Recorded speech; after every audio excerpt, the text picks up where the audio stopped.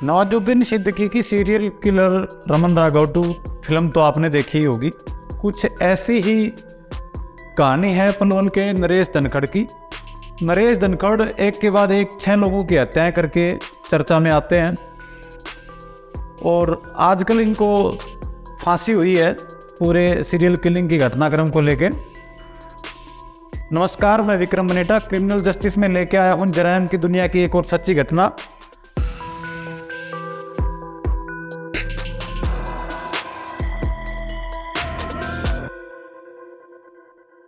सच्ची घटना में आज जिक्र करेंगे हम पनवेल के मचगर गांव निवासी नरेश धनखड़ की। नरेश धनखड़ 1999 में सेना में लेफ्टिनेंट के पद पर भर्ती होते हैं। ऑर्डर नहीं लेने के कारण 3 साल बाद ही उनको मेडिकल ग्राउंड पे सेना से फोर्स रिटायरमेंट दे दी जाती है। उसके कुछ समय बाद ही नरेश धनखड़ कृषि विभाग में अधिकारी लगते हैं। वहाँ से भी वो अपनी नौकरी छोड़ देते हैं, लेकिन एक रात पत्नी से तकरार होने के बाद उनका गुस्सा इस कदर उनके सर पे हावी होता है कि वो घर से रात के 2:30 बजे रोड लेके निकलते हैं। वो रात होती है 1 जनवरी 2018 की, जब युवा नए साल के जश्न में डूबे हुए थे। नरेश धनखड़ पनवेल के एक हॉस्पिटल में घुसते हैं। हॉस्पिटल में घुसते ही वो सीधे आईसीयू पहुंच जाते हैं। आईसीयू के गेट पे बैठी एक महिला के सर पे रोड से वार करते हैं।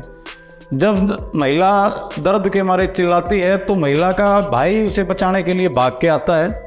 वो देखता है कि नरेश धनखड़ रोड से उस महिला को मार चुका है। अब जब नरेश धनखड़ ने महिला के भाई को देखा तो वो रोड लेके उसकी ओर दौड़ पड़ता है। अब ये जो व्यक्ति था ये खुद को एक बाथरूम में बंद कर लेता है और किसी तरह अपनी जान बचा लेता है। नरेश धनखड़ वापस आईसीयू की तरफ जाता है। आईसीयू के लोगों को तब तक घटना की जानकारी हो चुकी थी। अंदर से दरवाज़ा बंद कर लिया जाता है और नरेश धनखड़ से लोग बच जाते हैं। इसके बाद नरेश धनखड़ रोड लेके अपनी ससुराल की तरफ निकलता है। रास्ते में ड्यूटी दे रहे सिक्योरिटी गार्ड्स इसका निशाना बनते हैं। ये 3 सिक्योरिटी गार्डों की एक के बाद एक हत्या कर देता है रोड मार के। उसके बाद फुटपाथ पे सो रहे एक भिखारी की रोड मार के हत्या कर देता है। इसी प्रकार से नरेश नए साल की रात को 6 लोगों की हत्याएं कर देता है, लेकिन इसके इससे भी इसका दिल नहीं भरता तो ये अपनी ससुराल पहुंच जाता है।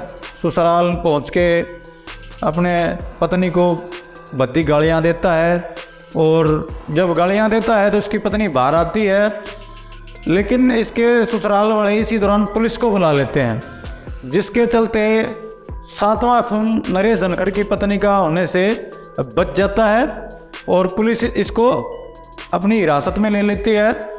लेकिन इसी दौरान इसको ब्रेन हेमरेज का अटैक आता है और यह हॉस्पिटल पहुंच जाता है। जब होश में आता है तो नरेश धनखड़ बताता है, मुझे तो ऐसी किसी घटना की जानकारी नहीं है कि मैंने ऐसा काम कर दिया। परिवार के लोग कहते हैं कि नरेश का स्वभाव शुरू से ही ऐसा रहा था कि ये ज़्यादा किसी की बातें सुनता नहीं था, मानता नहीं था। इसी की परिणाम था कि ये 2 नौकरियां छोड़ चुका है, इसको ऑर्डर लेने की आदत नहीं है।